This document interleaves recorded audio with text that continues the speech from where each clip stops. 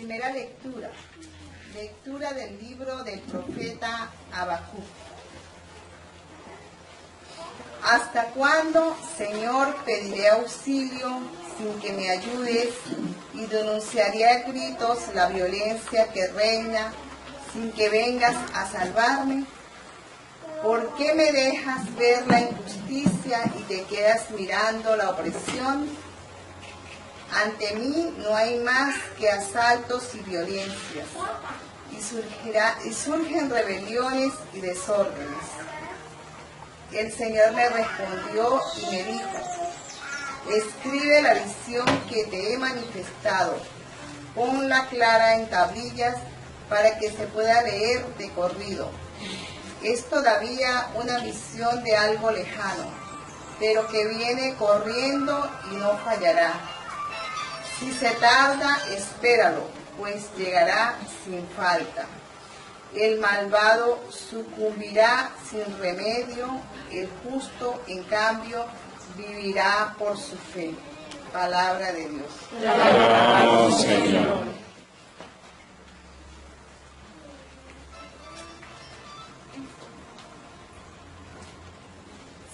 Salmo responsorial. Señor, que no seamos sordos a tu voz. Señor, que no seamos sordos a tu voz. Vengan, lancemos vivas al Señor, aclaremos al Dios que nos salva, acerquémonos a Él llenos de júbilo y demostrémosle gracias. Señor, que no seamos sordos a tu voz. Vengan, y puestos de rodillas, adoremos y bendigamos al Señor, que nos hizo, pues Él es nuestro Dios y nosotros su pueblo. Él es nuestro pastor y nosotros sus ovejas. Señor, que no seamos sordos a tu voz. Hagámosle caso al Señor, que nos dice: no endurezcan su corazón como el día de la rebelión en el desierto, cuando sus padres dudaron de mí, aún habían visto mis obras. Señor, que no seamos sordos a tu voz. Lectura de la segunda carta del apóstol San Pablo a Timoteo.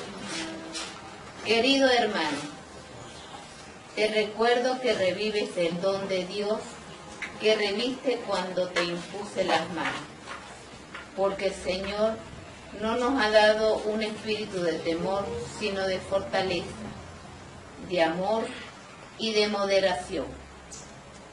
No te avergüences, pues de dar testimonio de nuestro Señor, ni te avergüences de mí, que estoy preso por su causa. Al contrario, comparte conmigo los sufrimientos por la predicación del Evangelio, sostenido por la fuerza de Dios. Conforma tu predicación a la sólida doctrina que recibiste de mí acerca de la fe y del amor que tiene su fundamento en Cristo Jesús. Guarda este tesoro con la ayuda del Espíritu Santo que habita en nosotros. Palabra de Dios. Te alabamos, Señor.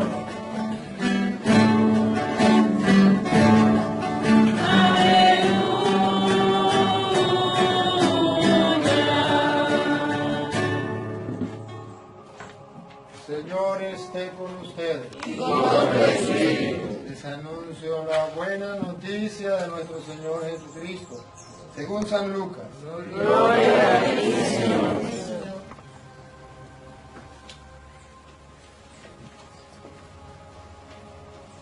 En aquel tiempo los apóstoles dijeron al Señor: aumentanos la fe.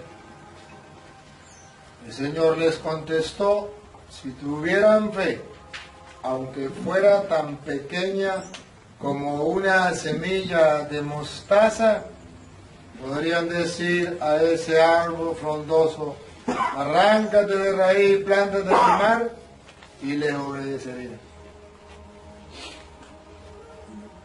¿Quién de ustedes si tiene un siervo que labra la tierra o pastorea los rebaños, le dice cuando éste regrese del campo, entra enseguida y ponte a comer? ¿No le dirá más bien, prepárame de comer y disponte a servirme para que yo coma y beba? Después comerás y beberás tú. ¿Tendrá acaso que mostrarse agradecido con el siervo porque éste cumplió con su obligación? Así también ustedes, cuando hayan cumplido todo lo que se les mandó, digan, no somos más que siervos, solo hemos hecho lo que teníamos que hacer. Palabra del Señor. Gloria a ti, Señor Jesús. Digan conmigo, Santo y Divino Espíritu. Santo y Divino Espíritu. Lléname plenamente. Lléname plenamente De tu luz. de luz. De tu sabiduría. De tu sabiduría. Así sea. Así sea. Bien, hermanos, vamos a compartir un poquito la palabra del Señor. Yo quiero que analicemos un poquito la palabra de Dios. Miremos la primera carta de Habacuc. Hermanos queridos, esta realidad del libro de Habacuc, que un profeta de Dios viene a hablar con toda claridad, pero también con todo el riesgo. No sé si ustedes miraron la radiografía de la situación que estaba viviendo el pueblo cuando Habacuc predicó. Es exactamente la situación que está viviendo el pueblo de Venezuela hoy, y me toca a mí predicar lo de Habacuc. Ustedes han escuchado, y ya pareciera algo común, oír que el sacerdote, el hombre de Dios, el profeta de Dios, no puede hablar nada de lo que le pueda suceder al pueblo, porque eso es meterse en política. Yo le voy a dar una muestra clara, precisa, concisa, de que eso es mentira, de que eso solamente lo usa Satanás para callarle la boca a los instrumentos de Dios y para taparle los oídos a los creyentes. Aquí hay un profeta antes de que este gobierno que está destruyendo nuestra patria, Venezuela, hiciera tantas cosas. Ya había pasado y había sucedido en el pueblo de Israel, y hubo un profeta que se levantó y predicó, y es palabra de Dios. Si yo lo dijera sin leerlo aquí, todos dirían, el padre se metió en política. Incluso, si hay alguien que comulgue con lo que está haciendo este gobierno, que esté de acuerdo con las desgracias que está cometiendo en nuestro país y que los aplauda, inmediatamente puede sentir que su sangre le hierve por las palabras que estoy diciendo. Y tiene razón, porque le estoy metiendo el dedo en la llaga. Sin embargo, esto pasó con el profeta. Escucha lo que dice el profeta. ¿Hasta cuándo, Señor, pediré auxilio sin que me escuchen? Y denunciaré a gritos la violencia. 1. A violencia que reina. ¿En qué país es que está reinando ahorita la violencia? Más que en cualquier otro país. La violencia que reina. 2. Sin que vengas a salvarme. No vemos la salvación por ningún lado. No vemos salida por ningún lado. Pareciera que Dios no nos escucha. ¿Cuántas veces hemos clamado al Señor y pareciera que Él no nos escucha? Es la situación del pueblo cuando Habacuc tuvo que predicar. Y es un reclamo. ¿Hasta cuándo, Señor, pediré auxilio sin que me escuches? Es el mismo grito de los venezolanos, que no vemos salida. Y que cada cosa que pareciera que es una salida, nos la cortan. ¿Hasta cuándo, Señor?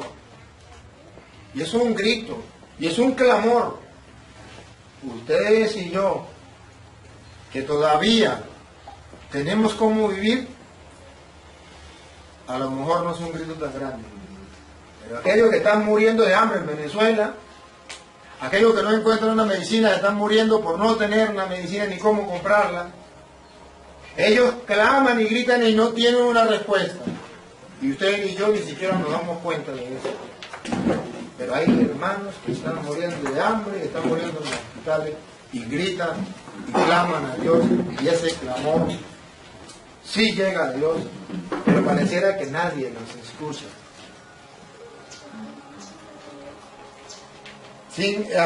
¿Hasta cuándo, Señor, pediré auxilio sin que me escuche? Y denunciaré a gritos la violencia que reina sin que venga a salvarme. Reina la violencia sin que nadie venga a salvarme. ¿Y Dios dónde está? ¿Y cuántas veces se han preguntado tantas personas, ¿y dónde está Dios que se ha olvidado de Venezuela? ¿Es que no nos escucha? ¿Es que está sordo? El mismo profeta sigue. ¿Por qué me deja ver las injusticias? Dígame si no estamos viendo injusticias en Venezuela. ¿Cuántas injusticias estamos viendo? Y dice el profeta, ¿por qué, Señor, me deja ver las injusticias? ¿Usted no cree que cuando uno ve tantas injusticias, inocentes que van presos, inocentes que son asesinados, injusticias, cómo se ríen de los venezolanos y dice, en Venezuela no está pasando nada, en Venezuela hay alimento, en Venezuela hay medicina, y usted dice, ¿cómo se le ocurre a un ser humano capacitado para pensar, que tenga corazón y que diga esa barbaridad, y que no estamos pasando nada, y que se burle de los sentimientos? ¿Cómo se explica eso? Eso pareciera que no cabe. ¿Por qué me deja ver las injusticias? Eso es injusto, que se pierda tanta medicina, tantos alimentos, que haya tantos países que quieran ayudar a Venezuela y que no le den permiso para que entre esos alimentos y esa medicina. ¿No es una injusticia?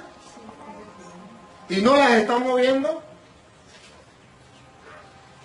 Incluso a la misma iglesia le ha pedido permiso al gobierno para a través de Cáritas de entrar comida y no ha dado permiso. ¿No hay injusticia? Y las estamos viendo. No es injusto que hayan tantos padres de familia que no tengan cómo darle de comer a sus hijos, mientras que los que están enchufados en el gobierno tengan para votar, tengan para ir a donde ellos quieran y para burlarse. Eso es injusticia. Incluso las injusticias que están cometiendo los militares, que porque el gobierno le dé un buen salario, o porque ellos sí puedan comprar comida, o porque si ellos sí puedan comprar medicina, ellos no salgan en defensa del pueblo, y que haya sido nombrados precisamente para que sean leales a la patria y no a una persona o no a un gobierno. No es una injusticia lo que están haciendo los militares, que por el hecho de que les tapan la boca, como decía por allá un señor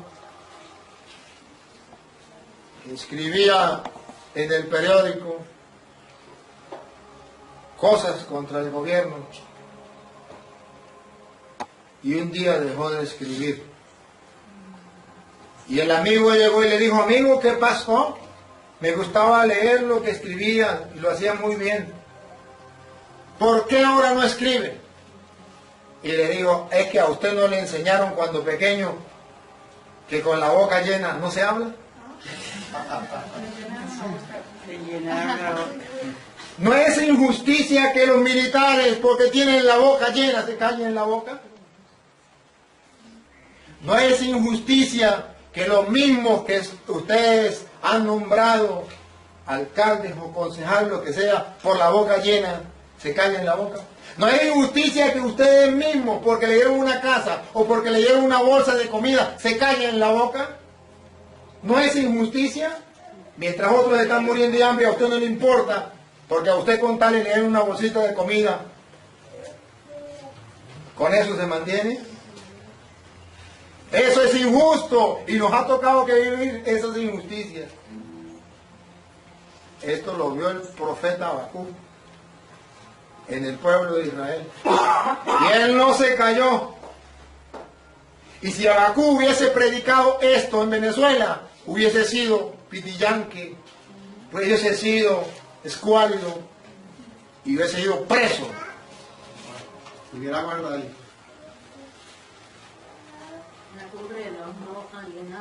¿Y cuántos? ¿Y cuántos? ¿Cuántos que me están escuchando esta homilía estarán remordiéndose por dentro, insultándome, maldiciéndome por lo que estoy diciendo? Pero estoy leyendo Habacuc capítulo 1, versículos 2 al 3 y capítulo 2, versículos 2 al 4. Búscalo en la Biblia si creen que me estoy metiendo en política. Porque meterse en política no es decirle a los políticos las injusticias que están cometiendo y decirles la verdad. Eso no es meterse en política. Eso es predicarle la palabra de Dios a los políticos. Como Jesucristo. ¿Por qué me dejas ver las injusticias y te quedas mirando la opresión? Digan si no oprimen al pueblo. Díganme si no opresión que yo me vine a las 4 de la mañana. Y en todas las bombas que me vine, había colas más de 1 kilómetro. 4 de la mañana, haciendo cola, y todavía no habían abierto las bombas para hacer gasolina. ¿No es opresión dentro de nuestra misma patria? Dime si no es opresión las grandes colas que se hacen, si no aquí, porque aquí no he visto.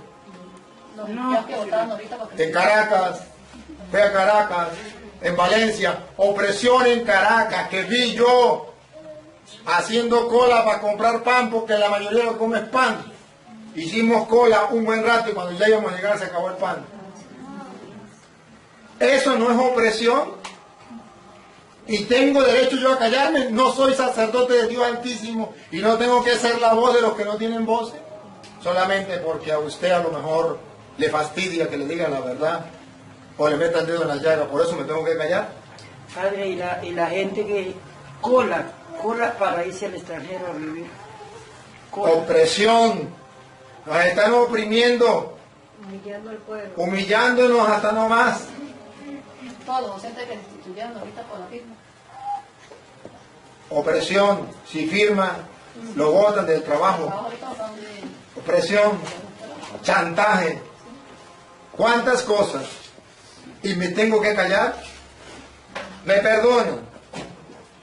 Pero yo soy un profeta de Dios, como Habacuc, mandado para predicar la palabra de Dios, gústele que no le guste. Y si por eso tengo que dar la vida, aquí estoy.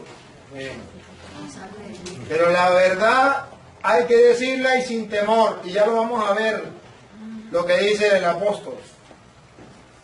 Que sin temor, lo recuerdan en la segunda lectura,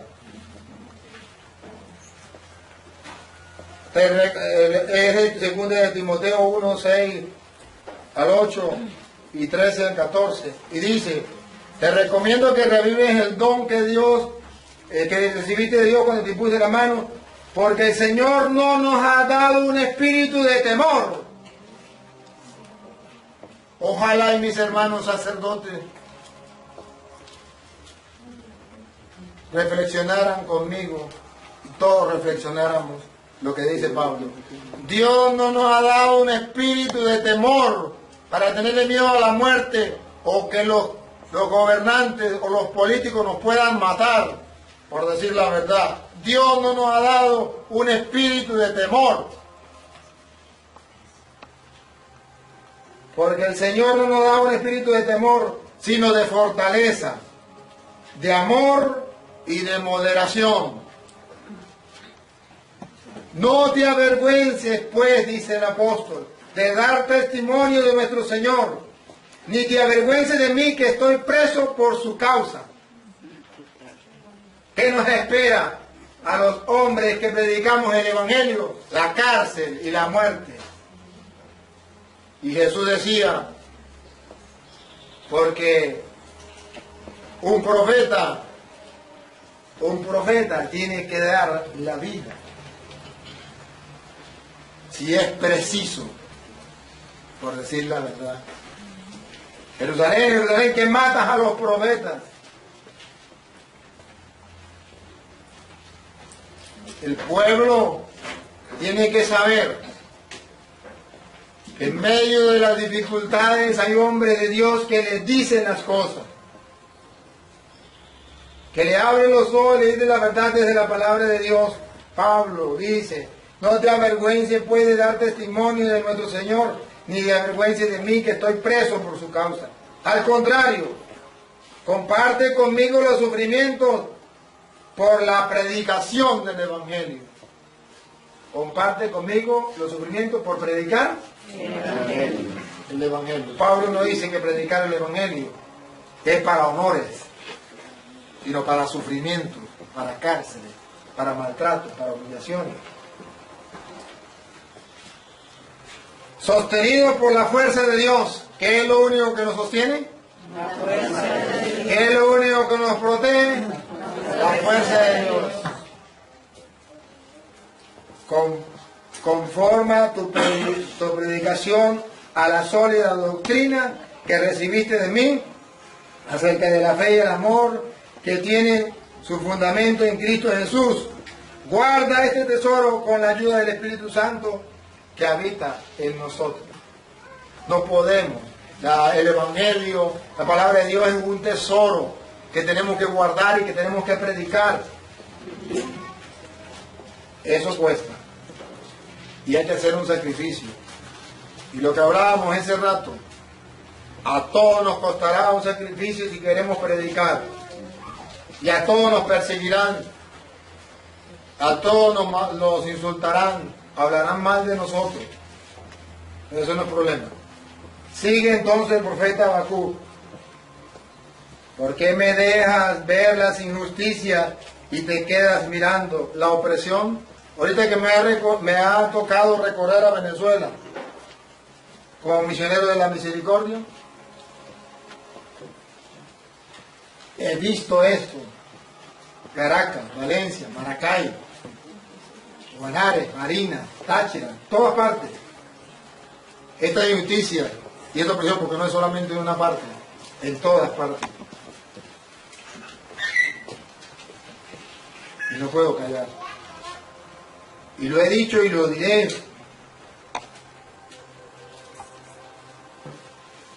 Y dice, ante mí no hay más que asaltos y violencia. Y surgen rebeliones y desórdenes. Porque de un pueblo oprimido, ¿qué se espera? Rebeliones. ¿Y qué se espera? Desórdenes. Si no hay justicia, ¿qué se espera? Desorden. Que la gente al fin tome la justicia por la mano. Desórdenes. Que el pez grande se coma al pequeño. Desórdenes. No hay desorden. Miren la economía. Con el perdón que merece a aquellos que dicen que ser bachaquero es un pecado.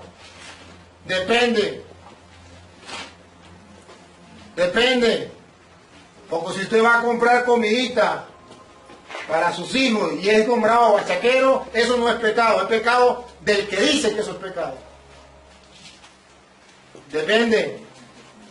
Porque si usted compra en una parte que hay y va y vende en otra parte sin ganar usura, sino solamente lo necesario para volver a comprar y para comer, eso no es pecado, porque si no serían pecados todos los comerciantes de todos los tiempos. Entonces, ¿qué es ser comerciante? Si no es eso. Solamente, y deberíamos, aquellos que dicen que ser bachaquero es un pecado, deberían aclarar, es pecado cuando se comete usura. Cuando se especula, sí, eso sí es pecado. Pero comprar para darle de comer a los hijos no es pecado. Poder comprar y ayudar a otra persona que le dice, mire, usted tiene eso, véndeme esto. Eso no es pecado, eso es ayudar a otra persona. ¿Y saben que sí es pecado? Los que están enchufados en el gobierno o los militares y esto, que están estafando nuestra patria con gandolas de gasolina y con gandolas de comida que están vendiendo por allá por otros lados para hacerse ricos. Eso sí es pecado. ¿Y por qué eso sí no lo denunciamos? Ah, porque a los grandes no lo podemos denunciar porque nos pueden matar. Pero eso sí es pecado. Y yo no entiendo qué significa bachaquero. Porque según el bachaco, guarda cuando no hay para cuando haya. Yo no he visto ningún bachaco vender. No entiendo ni siquiera la palabra bachaquero. Porque ser bachaquero no es pecado. Porque yo, si agarro para comer y para tener para el otro día, eso es ser bachaquero. Porque el bachaco guarda para el otro día. Pero que diga que bachaquero es aquel que compra para darle a sus hijos y eso sea malo, eso no es malo. O que compra y vende al otro sin especular tanto, sino teniendo una ganancia justa para volver a comprar y para que le quede algo, eso tampoco es pecado, eso es ser comerciante. Ah, ningún bachaquero, ningún bachaco compra y vende por usura. No digan mentiras. Pero a pesar que se le oprime al pueblo, se le sataniza diciendo que el que haga entonces cola para comprar es un bachaquero y que está cometiendo pecados. Eso es injusto. O que todos los que están en la cola son bachaqueros. Entonces aquel que necesita de comida está cometiendo un pecado. Y ya todo se señala, todo el que está en la cola es un bachaquero. Miren cómo están los bachaqueros. Y no sabe cuántas mujeres hay ahí que están dando la vida por sus hijos. Y cuántas veces incluso nosotros los sacerdotes apoyamos al gobierno en eso. Para tildar, para señalar al oprimido. Y nosotros que somos la voz del que no tiene voz, nos vamos con los grandes y aplastamos a los pequeños. Ciertamente hay personas que están estafando o que están especulando con eso. Pero si lo comparamos con los grandes, no es nada. ¿Y por qué a los grandes no les decimos lo que les decimos a los pequeños? ¿Por qué no denunciamos a los ministros, a los generales? ¿Por qué no denunciamos a los corruptos que están enchufados en el gobierno? Porque tienen poder, me pueden mandar a matar, me pueden mandar a meter preso. ¿Por qué denunciamos a los pobres que ni culpa tienen de hacer cola? La culpa es del gobierno que no ha sido capaz de tener una economía que sea para ayudar a todos. A mí me gustaría, si yo tengo una empresa, me gustaría que me compren más y más y más y más. Y mientras más me compren, mejor para mí, porque voy creciendo. Solamente en una economía, solamente en a alguien que tenga una empresa que no produzca nada, le da rabia que le compre porque no puede producir. ¿Y qué es lo que ha pasado? Nos han oprimido porque no hay producción. y nos están destruyendo, echándole la culpa al pueblo, en vez de asumir y decir, pues si hay quien compre, pues vamos a hacer más para que compren más y todos tengan. Se llama incapacidad para gobernar, incapacidad para poder hacer que las cosas marchen, y ahora le echamos la culpa al pueblo. No, hermanos queridos, ante mí no hay más que asaltos y violencia. Díganme si no son asaltos lo que hacen los militares, los policías, los del tránsito en la carretera, con la gente que trabaja. No es asalto cuando los roban en la calle, que a uno le tiene ya más miedo a las alcabalas, incluso que a los malandros, o los policías más que a los malandros. No son asaltos, y tenemos que callar. ¿Hasta cuándo los que están para que ayuden al pueblo lo van a destruir? ¿Hasta cuándo los que están ayudando, los que deben ayudar al trabajador, lo que hacen es estafarlo? ¿Hasta cuándo? Lo que hay es asalto y violencia. Y la violencia es que si el pobre trabajador no tiene plata, le quitan el carrito, le quitan la comida. Pero el que lleva droga, lo dejan pasar. Opresión y violencia. Surgen rebeliones y desórdenes por la mala administración y echándole la culpa a otros. El Señor me respondió y me dijo, escuche la respuesta que viene para Venezuela. Pueblo de Venezuela, pueblo cristiano, aquí está la respuesta del Señor. El Señor me respondió y me dijo, escribe la visión que te he manifestado, ponla clara en tablillas para que se pueda leer de corrido. Hay que leerlo de corrido, hay que leerlo bien, con facilidad. Escríbalo donde todo el mundo lo lea con facilidad. ¿Qué es lo que hay que leer con facilidad? Es todavía una visión de algo lejano.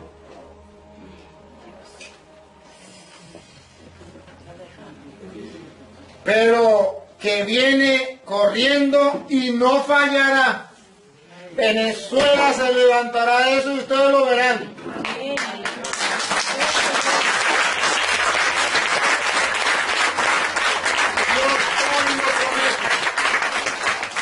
Dios hoy lo promete, no importa que tarde, pero llegará. Esto llegará. No tengan miedo. La liberación del pueblo de Venezuela llegará. La justicia llegará. Tarde, pero llegará. Y nunca es tarde cuando la dicha llega. No crean ustedes que nacimos para vivir así. Será Venezuela como antes. Venezuela será como antes. Sus hijos, sus nietos vivirán cosas distintas de las que ustedes están viviendo. El Señor hoy lo promete. Escribe la visión, que todos lo lean de corrido. Es todavía una visión de algo lejano, pero que viene corriendo y no fallará. Es verdad que es lejano, pero viene corriendo. Tengan esperanza y no fallará. Y es palabra de Dios. Mantengamos la esperanza. Lo último que se pierde es la esperanza. No perdamos la esperanza. Y dice, el malvado sucumbirá sin remedio. No quisiera estar en el lugar de ellos.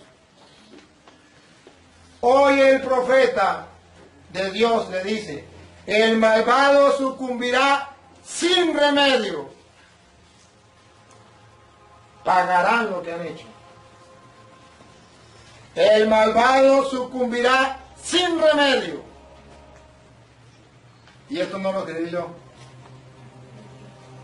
Lo escribió el profeta Habacuc mucho tiempo antes de Cristo. Y se adapta hoy para Venezuela. Y les digo a los que gobiernan nuestra patria y tienen el poder en las manos, y les digo a aquellos que ahora pueden hacer mucho y que hacen lo que les da la gana con el pueblo, escuchen lo que dice Dios para ti. El malvado sucumbirá sin remedio, no te escaparás. Y si te escapas de los hombres, no te escapas de Dios. Porque Dios ve todo y lo sabe todo. Y Él es justicia. Él hace justicia. De Él no te escaparás. Por eso te pido en nombre del Señor y como misionero de la misericordia, que te arrepientas y cambies de vida. Que ya deje de oprimir al pueblo. Que ya deje de estafar. Que ya deje de creerse Dios en la tierra. Y que escuche la voz del pueblo. Y que escuche la voz de Dios. Que se convierta y cambie de vida. Para que la misericordia de Dios llegue también sobre ti. Porque o si no, se cumplirá estas palabras. El malvado sucumbirá sin remedio. Políticos que gobiernan, militares que tienen poder, policías, guardias, todo lo que sea.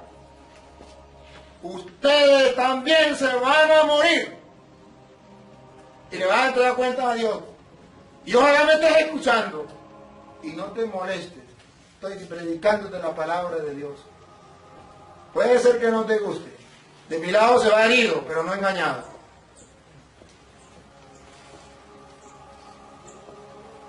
Pues el malvado sucumbirá sin remedio. El justo, en cambio, vivirá por su fe. ¿Qué nos dice Dios aquí? Que no perdamos la fe. Que si Dios auxilió al pueblo de Israel, auxiliará al pueblo de Venezuela.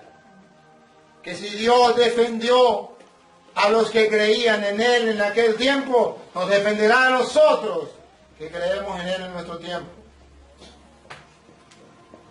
Que todo será transformado por Dios. Que no hay mal que dure 100 años ni cuerpo que lo resista. Que no pierdan las esperanzas. Que el Señor tarda pero no olvida. Que el Señor hoy se compromete con nosotros, los venezolanos, a venir a nuestro auxilio. Que ya viene corriendo. Que ya viene llegando. Y que hay de aquellos malvados que están destruyendo nuestra patria. Y si es así, hagamos una reflexión.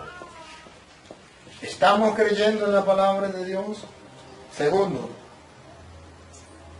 si soy de los que apoya a los malvados o estoy metido en ese saco, ¿por qué no me arrepiento y por qué no cambio? Si soy de los violentos, si soy de los que pertenecen a los sicarios, a los ladrones, a los políticos corruptos, a los militares corruptos, a los abogados corruptos, a los jueces corruptos, a lo que sea corrupto, a los políticos corruptos, ¿por qué no cambio? ¿Acaso Dios no me brinda la oportunidad? Pues hoy la palabra de Dios dice que sí. Hay oportunidad para cambiar. Y el Evangelio dice, los apóstoles le dijeron al Señor, aumentanos la fe. Y Él le contestó, si tuvieran fe, aunque fuera pequeña como una semilla de mostaza, podrían decir a ese árbol frondoso, arráncate de raíz y plántate en el mar, y lo obedecería.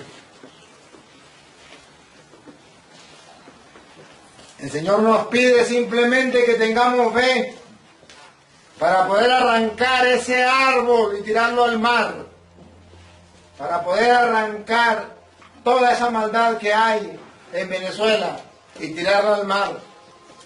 Necesitamos es una chispa de fe y hoy el Señor quiere que tengamos una chispa de fe. Hagamos el ejercicio de creer en el Señor, de poner nuestra confianza en Él y acudir a Él con fe. ¿Quién de ustedes, si tiene un siervo que labra la tierra o pastorea los rebaños, le dice cuando éste regresa del campo, entra enseguida y ponte a comer? ¿No le dirá más bien, prepárame de comer y disponte a servirme, para que yo coma y beba, después comerás y beberás tú? ¿Tendrá acaso que mostrarse agradecido con el siervo porque éste cumplió con su obligación? Aquí el Señor nos está invitando a nosotros a tomar conciencia que le estamos sirviendo a Él. También nos está mostrando que tengamos conciencia que mientras que estemos sirviéndole a Él, a lo mejor no vamos a ver las recompensas aquí, porque estamos en el servicio. Porque todavía no ha llegado la hora de sentarme a la mesa. Pero que un día llegará la hora de sentarme a la mesa. Que por ahora tengo que decir, siervo inútil soy. Estoy haciendo lo que tengo que hacer. O he hecho lo que tengo que hacer. Y la pregunta es, que le decía hace rato, ¿podemos decir nosotros eso? ¿He hecho lo que tengo que hacer? Yo, padre de familia, he hecho lo que tenía que hacer. ¿Y qué era lo que tenía que hacer? Educar a mis hijos cristianamente. ¿Qué era lo que tenía que hacer? Compartir con ellos la palabra de Dios. ¿Qué era lo que tenía que hacer? No solo darle de comer, no solo darle vestido, los he enseñado a orar, he ido con ellos a misa,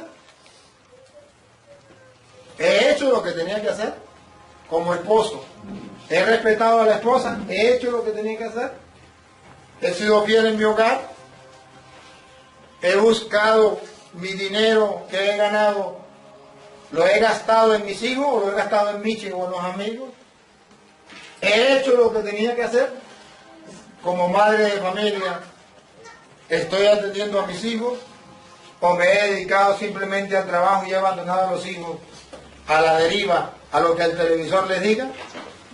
He hecho lo que tenía que hacer como maestro, he enseñado, he preparado las clases, he hecho lo que tenía que hacer como militar, he hecho lo que tenía que hacer. ¿Para qué me gradué de militar? ¿Para qué? Como político, he hecho lo que tenía que hacer. Como sacerdote, he hecho lo que tenía que hacer. Como católico, he hecho lo que tenía que hacer. Como educador, como cristiano, como de la renovación, como cursillista, como legionario, como catequista, como misionero, he hecho lo que tenía que hacer. Esta es la pregunta. Siervo inútil soy, he hecho lo que tenía que hacer. ¿Será que he hecho lo que tenía que hacer? Como hijo, he obedecido, he hecho lo que tengo que hacer. He respetado a mis padres, he hecho lo que tenía que hacer. Me he sometido a la autoridad o a las normas de la casa donde estoy viviendo. He hecho lo que tenía que hacer. Soy responsable. Como estudiante, he hecho lo que tenía que hacer. O me he copiado. O he salido mal en los exámenes y no me importa que mis padres gasten en mis estudios y yo pierdo el tiempo. ¿He hecho lo que tenía que hacer? Entonces le pregunto a los que están perdiendo la vida en las drogas, en la prostitución, en el mundo, en la moda, en las parrandas, ¿eso es lo que tenían que hacer? ¿Están cumpliendo con lo que tenían que hacer? ¿Dios les dio la vida para eso? No están haciendo lo que tienen que hacer. Hoy el Señor nos invita a reflexionar. Así también ustedes, cuando hayan cumplido todo lo que se les mandó, digan, no somos más que siervos. Solo hemos hecho lo que teníamos que hacer. Después de haber hecho lo que se nos mandó, encomendó. Cada uno vino al mundo con una encomienda. Estoy haciendo lo que tengo que hacer. Porque es fácil mirar al otro, pero ¿y yo estoy haciendo lo que tengo que hacer? Y ahí la pregunta que Dios nos deja hoy a nosotros. Ojalá pues, hermanos, que nosotros tomemos conciencia de esto. Yo les he predicado la palabra de Dios porque eso es lo que tengo que hacer. Y aunque me llegaran a quitar la vida, podría morir feliz porque he hecho lo que tenía que hacer. ¿Qué tenía que hacer? Como sacerdote, predicar la palabra de Dios. He hecho lo que tenía que hacer. Siervo inútil soy, solamente he hecho lo que tenía que hacer. Usted puede molestarse conmigo, porque estoy haciendo lo que me toca que hacer. Tiene permiso para calentarse conmigo, para ponerse bravo conmigo, pero he hecho lo que tenía que hacer. Punto. Ojalá que siempre en nuestra vida nos preocupemos por eso. Si